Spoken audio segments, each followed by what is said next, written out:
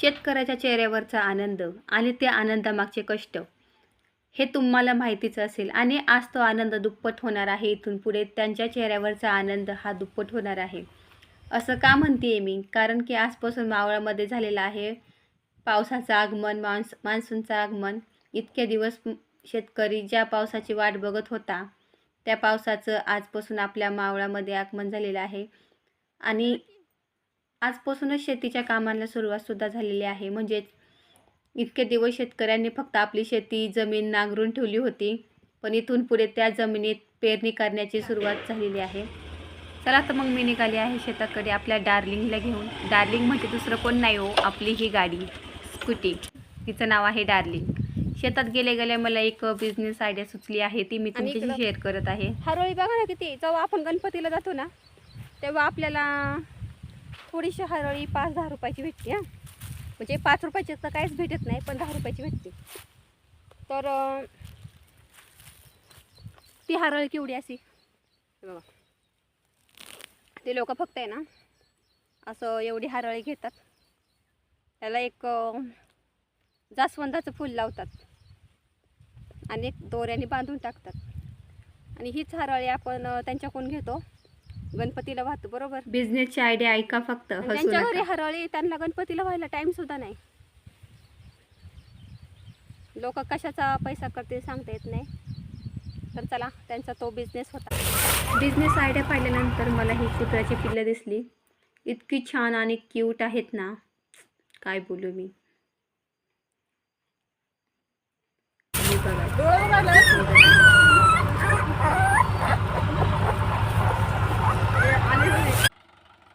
आणि इकडे चालू झालेली आहे आपली पेरणी करायची सुरुवात, म्हणजे सोयाबीन पेरणी.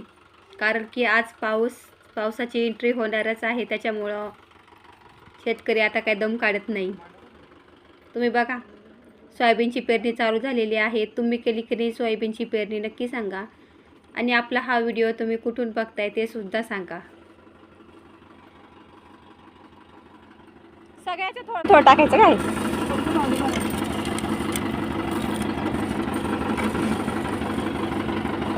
सोयाबीन कशात हा का खडा कुठं काढले त्याच्यातून.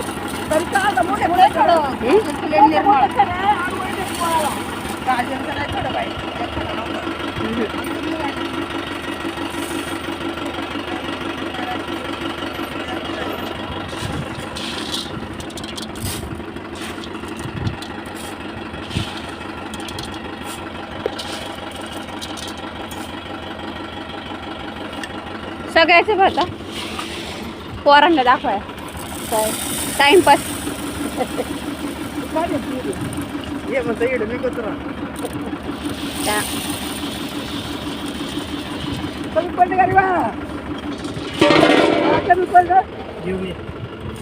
घेऊन या. एवढ्या अख्याला किती सोयाबीन लागतं.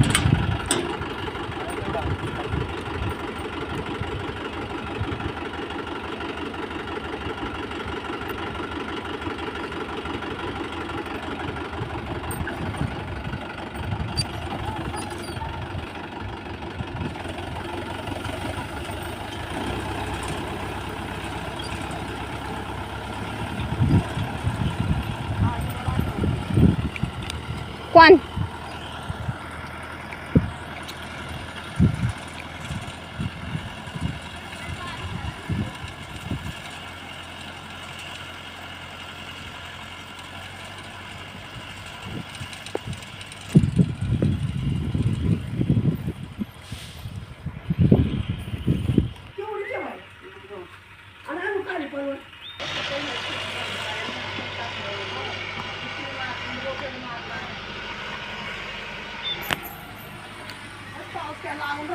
आजच्या दिवस नको म्हणत, ते काम होऊन जाईल नाही का.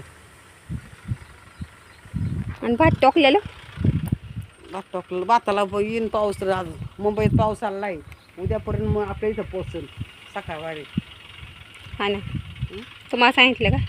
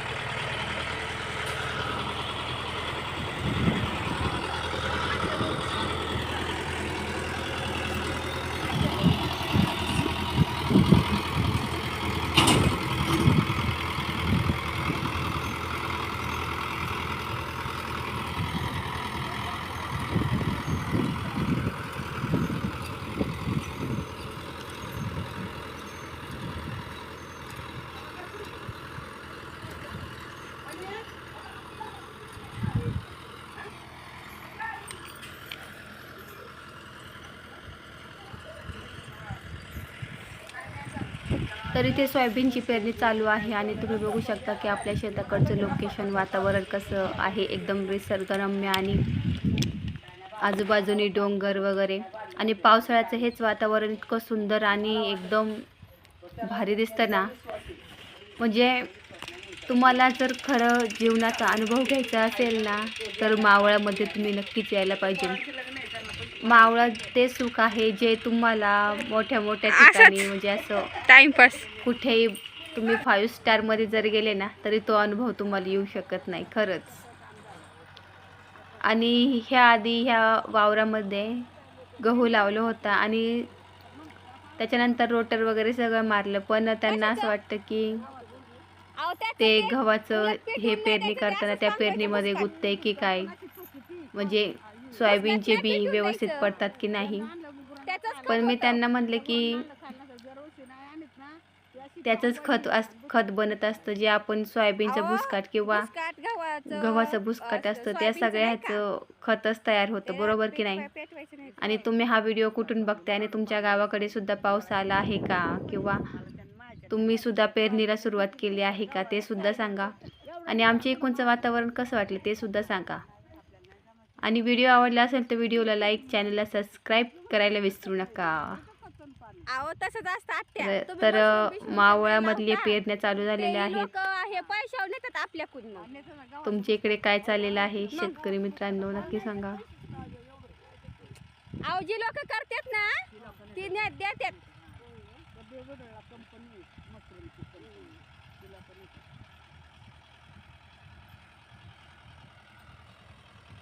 हे आपल्या इकडची लोक फुकटी आहेत. आता मोठा बांध करशील ना वालाचा, मग काय पहिल्यांदा तुझं मोठं बांध नाही. आता खासरचा बांध नाही होत.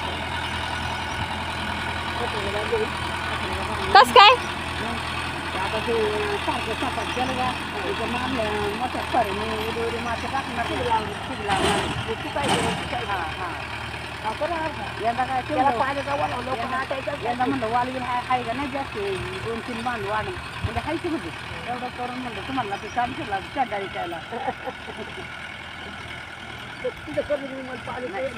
यंदा ना वाल नाही सापडलं आणि ते बुडन तो बांध पाण्यात नाही तर. बुडांचा ऊस घातला नाही बुडायचा नाही बुडायचा खासरत पण नाही आणि लवकर चालू करा होईल बातम्या लावायचं पण आहे चालू करा होईल भात लावायला बघू त्याच्यामध्ये. चला तर मग मला सांगा शेतकऱ्यांचा व्हिडिओ कोणाकोणाला आवडला आहे, म्हणजे तुम्हाला आवडला असेल तर व्हिडिओला लाईक करा आणि आपल्या व्हिडिओवर छानशी कमेंटसुद्धा करा, जेणेकरून मला कळेल की खरंच बाबा शेतकऱ्यांविषयी तुमच्या मनात खरंच प्रेम आहे आजही आणि कालही होतं आणि कायम राहील.